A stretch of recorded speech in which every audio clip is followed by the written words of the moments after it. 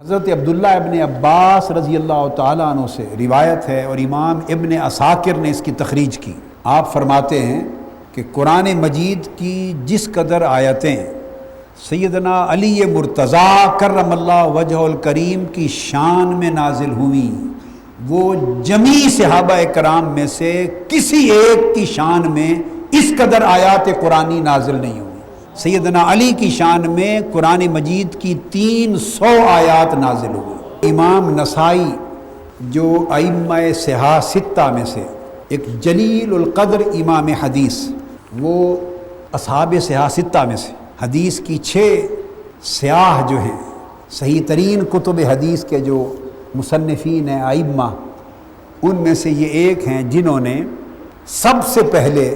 سیدنا مولا علی المرتضیٰ کرم اللہ وجہ الکریم کے فضائل اور مناقب اور خصائص پر پوری کتاب حدیث میں رقم کی۔ حالانکہ تمام ائمہ حدیث نے اپنی کتابوں میں باب قائم کیے ہیں، فضائل صحابہ کے، فضائل اہل بیت کے،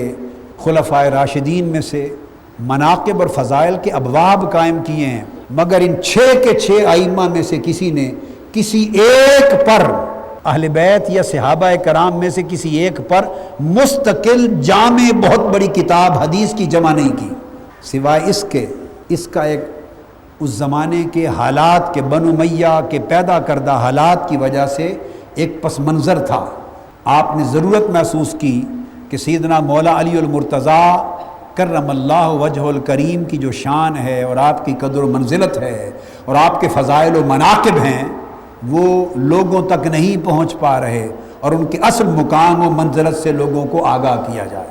آپ نے دیکھا دمشق میں کہ ممبروں پر اور اجتماعات میں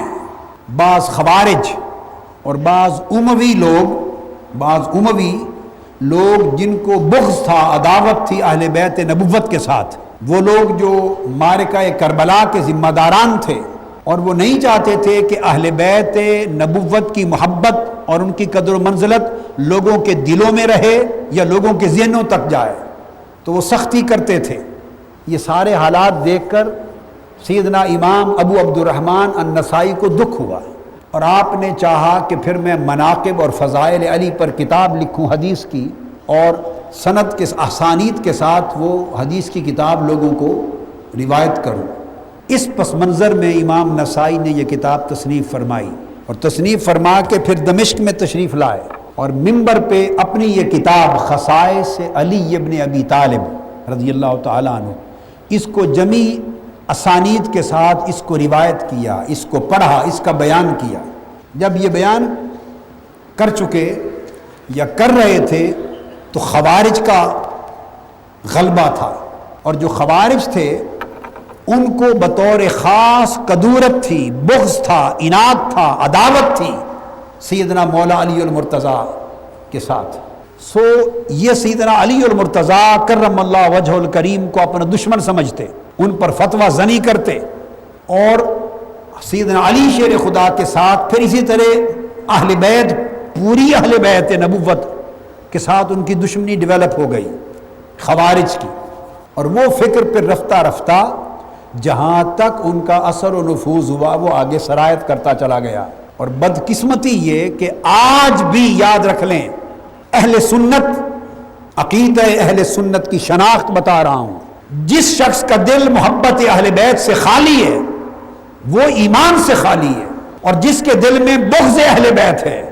جو اہل بیت کی شان، اہل بیت کی محبت، اہل بیت کی قدر و منزلت، اہل بیت کی عظمت، اہل بیت کی منقبت سن کر جس کے دل میں فرحت نہیں آتی، جس کا دل کھل نہیں اٹھتا،